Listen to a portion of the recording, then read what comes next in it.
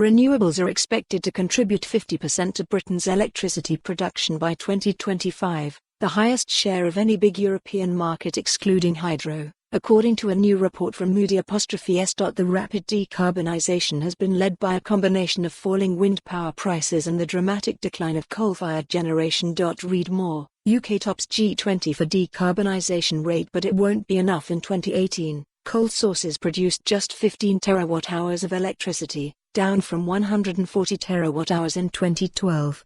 By the end of 2019, Moody's estimate that Britain will have 10 gigawatts of offshore wind in operation, the highest in the world, compared with 7 gigawatts in Germany, the second largest market. Although growing renewables penetration has contributed to the displacement of coal, a much larger factor has been Britain's high carbon price. Since 2013, the UK has imposed a carbon tax, known as the Carbon Price Support (CPS), which has boosted the total price of carbon to levels where gas has generally had lower variable costs than coal.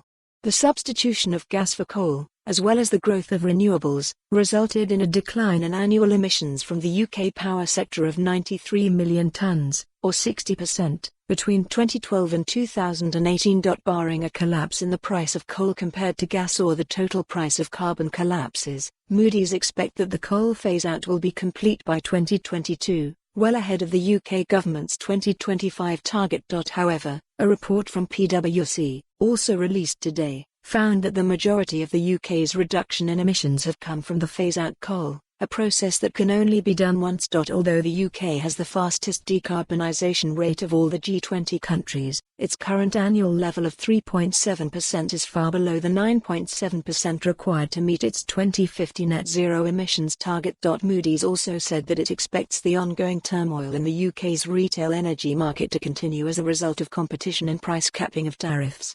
SSE has responded to difficult trading conditions in its retail business by selling it, while an increasing number of small suppliers have failed, imposing significant costs on those still operating. Read more. SSE profit rises as it calls for political action on renewables despite winning its appeal over how Ofgem calculated part of its price cap. Moody's said that Centrica remains significantly exposed to regulatory and political risk. The UK has an intensely competitive energy retail market, with more active suppliers than any other country in Europe.